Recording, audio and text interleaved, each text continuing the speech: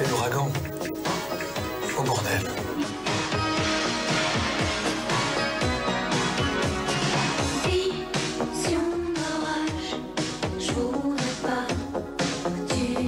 Elle a fait un tube mondial avec ça, c'est passé partout. Hein.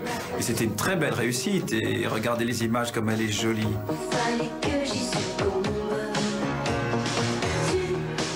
Bon, c'est une chanson qui est très facile à chanter. Hein. Je veux dire, c'est voilà, bon.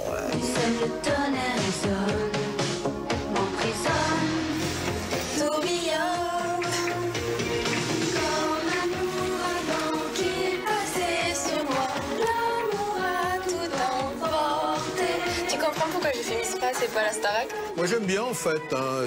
C'est facile comme mélodie, elle était jolie comme un cœur. Bon, on peut pas dire qu'elle ait de la voix, c'est sûr, mais bon, ça marche. Et un disque, quand un disque se vend, c'est jamais par hasard, hein. C'est qu'il y a forcément un public. Elle a eu son public à l'époque. Mais d'un autre côté, c'est peut-être pas plus mal qu'elle ait arrêté.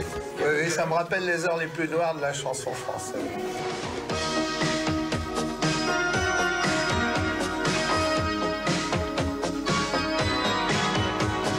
Stéphanie de Monaco représente tout pour moi. Tout pour moi, c'est la beauté androgyne par excellence. Parce que les années 80, c'était les années de l'explosion de l'androgynie, en fait. C'est le garçon qui fait fille et les filles qui fait garçon.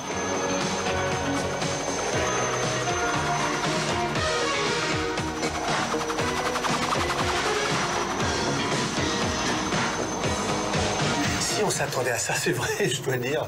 La princesse de Monaco, Steph, comme on l'a appelée après, qui nous sortait comme un ouragan, avec des paroles vraiment... On ne dit jamais ces choses-là. Un sentiment secret, d'accord. Un sentiment qui hurle. J'ai toujours considéré ça, ce genre de chanson, mais comme quelque chose d'un peu incompréhensible. Ce sera jamais ma culture. Peut-être je passe à côté de quelque chose, et je respecte parce que beaucoup de gens aiment ça.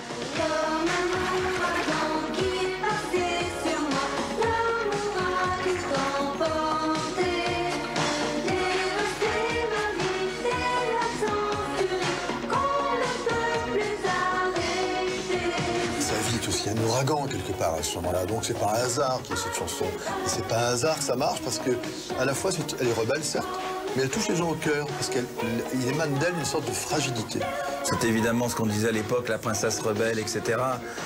C'est vrai qu'elle voulait se démarquer de sa famille pour un tas de raisons, quoi, qui sont légitimes pour une jeune fille de son âge. Elle avait ce côté impertinent, elle avait ce côté, mais je vous emmerde. Elle avait, ok, je suis princesse, mais alors, je peux vivre exactement comme vous, parce que, écoute, je fais tout comme vous.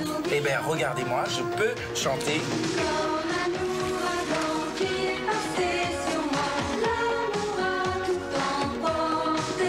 Aujourd'hui, je dirais que quand on l'écoute, avec le recul, c'est devenu presque un morceau culte.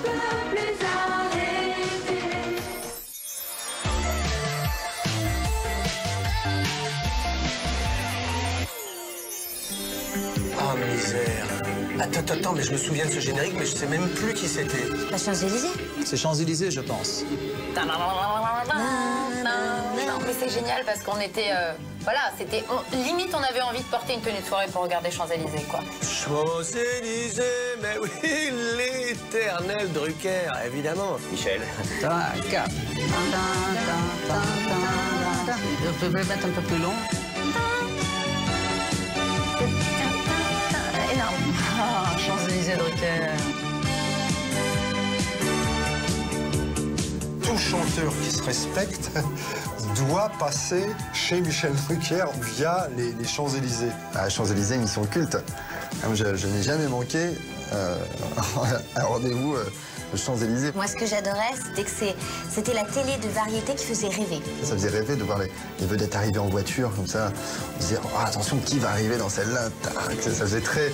C'était vraiment un générique de star, quoi. Ils descendaient de la voiture, on les voyait entrer, ils saluaient. C'était le festival de Cannes à Paris.